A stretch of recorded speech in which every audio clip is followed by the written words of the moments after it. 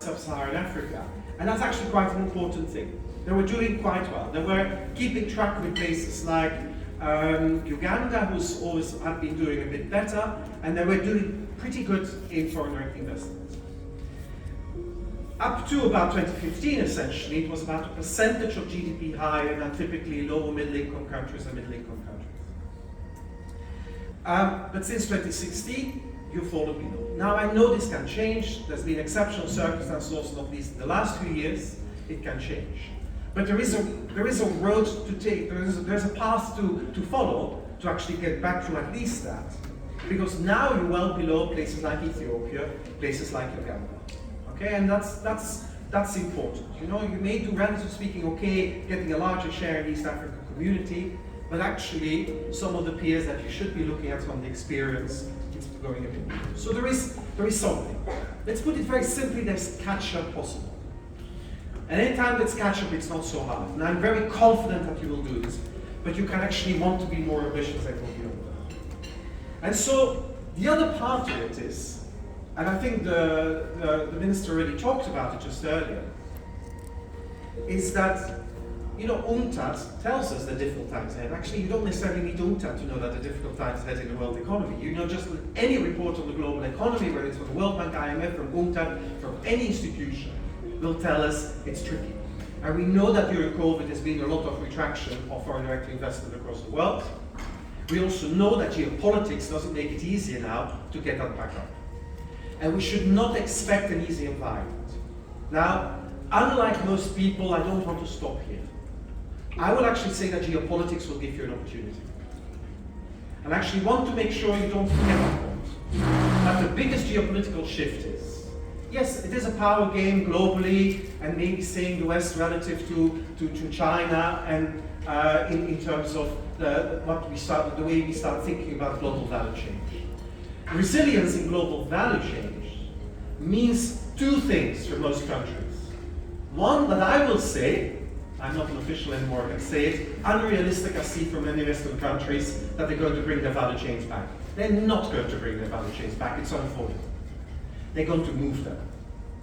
And actually there's opportunities here in a place like Tanzania to be part of that movement out of previous places where there was a concentration, and it's not just China, also other places, and to actually bring them here.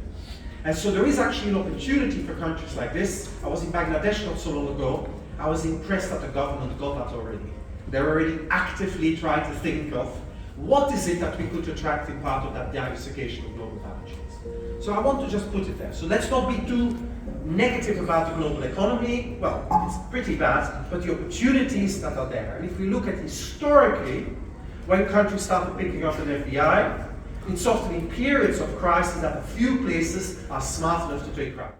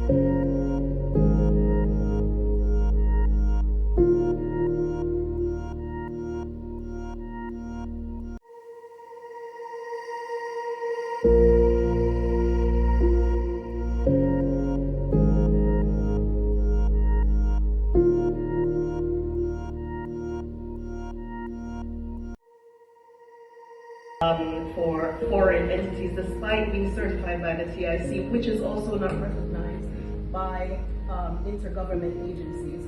We have applied for other documentation providing the TIC, which is not recognized. So one of the things that I believe needs to happen is that there needs to be a cohesiveness, a workshop of all the government entities put together so that they can understand each other and what they provide.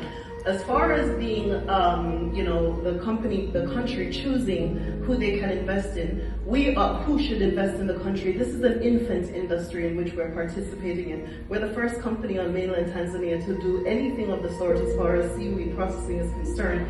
However, there is absolutely no kind of incentive, no tax holiday, no kind of support. And what I would like the panelists to please share is as far as a small and medium enterprise investing foreign direct investments into Tanzania to achieve economic transformation in Tanzania, what is that outlook? What does that look like for you? Because we know from the recession from 2008 that it is small and medium enterprises that grows economies, not large enterprises. When there are problems, the large enterprises pull out. Please, thank you. Thank you very much.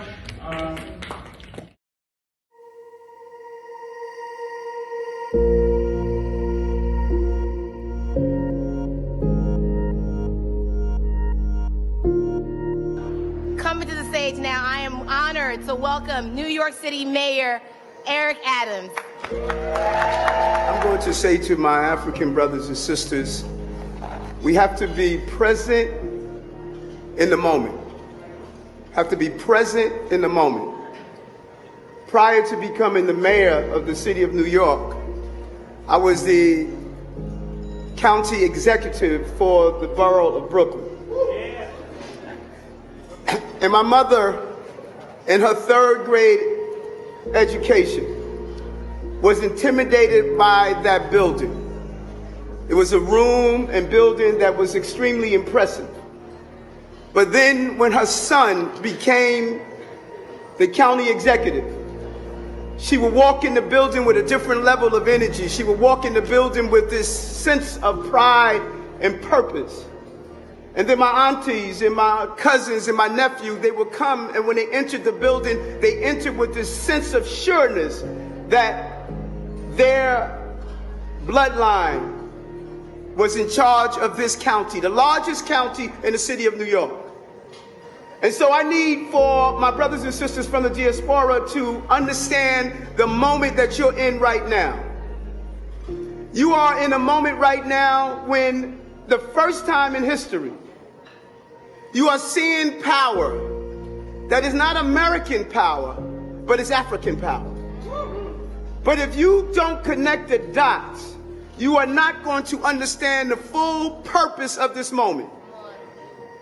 The mayor of the most important city in the most important country is an African. It's an African. The head of the minority leadership in Congress, Hakeem Jeffries, is an African.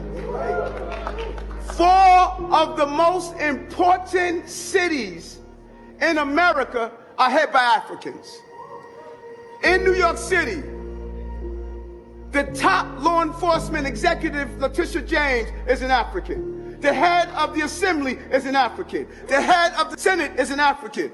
The head of the City Council is an African. The public advocate is an African. The district attorney in the Bronx is an African. The district attorney in Manhattan is an African. All of this chocolate, what are we going to do with it? So if you come to Washington, and you use this moment to be in a corner somewhere drinking wine and eating off of plates, then you don't understand the significance of this moment. Africans are running this country. You need to walk differently. You need to speak differently. You need to act differently. You need to feel the power of Africa. It's the moment we're in right now. My 7 trips to Africa, watching the different energy and spirit of Africa. We have to connect the dots. You can't walk in this country anymore feeling like a stranger when an African is running the country. You have to think differently of what we must do. You have been denied, ignored, and exploited on the continent of Africa for too long. All of your natural resources have been taken. You're the largest producer of cocoa, and others have made the chocolate out of it. Now you make the chocolate out of your cocoa coming from your country. Use your natural resources in a manner they're supposed to be used, and bridge the gap with your cousins, your uncles, your aunties that are here in America. When I went to Ghana last year, and Gorée Island 2 years ago, we left the continent in slavery. I returned with the majority. That is how we have to start thinking as Africans. So this conference is significant. Share ideas, cross-pollinate energy, come up with real gains. Let's focus on what is needed on the continent. And let's utilize the power we have here and make it exciting and encouraging. Let's duplicate what Ghana is doing, giving citizenships to those who are here in America so they can be citizens of the continent. Let's allow that due partnership of our aunties, our uncles, and our friends coming home. My mother transitioned last year from the physical to the spiritual. Nothing great gave me a greater honor than taking her name and placing it on Du Bois' wall in Ghana. We need to reawaken the spirit of our ancestors that lay on the bottom of the oceans that were ripped apart from our shores. They're watching us right now. We have to ask ourselves, what are we going to do with this moment? I am ready to turn that question mark into an exclamation point of saying we will unite. And we will listen to Marcus Garvey when he stated, "Up, you mighty people, you can be what you will."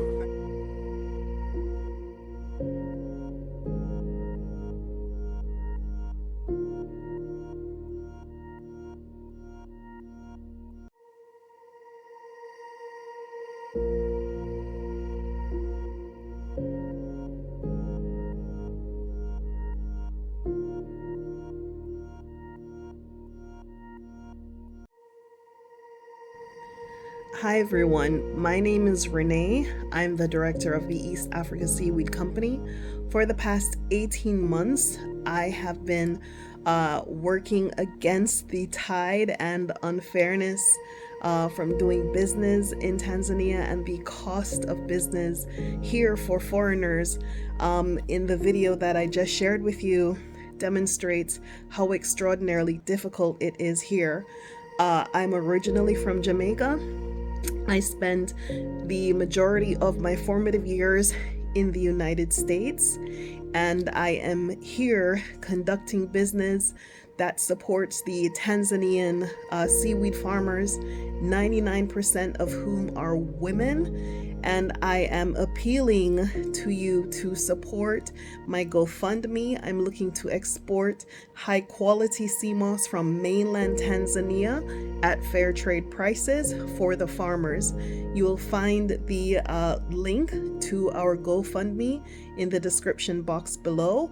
I am appealing to all the global international diaspora, the Pan-Africanists, all of those who are interested in investing in Africa to support this mission. It is important and it demonstrates what we can do if we come together as a people. I firmly believe that if I have the support that I need, it will show the Tanzanian government, the Tanzanian people, that we are a coalition, we are a force to be reckoned with, and therefore certain policies that have been very injurious to doing business should be appealed and should be addressed. But before we do that, we have to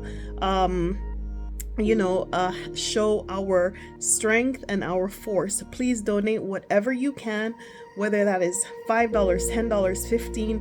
Share the link in the description box below with as many people as you possibly can. I have done a tremendous amount of work, of which I get a lot of recognition for.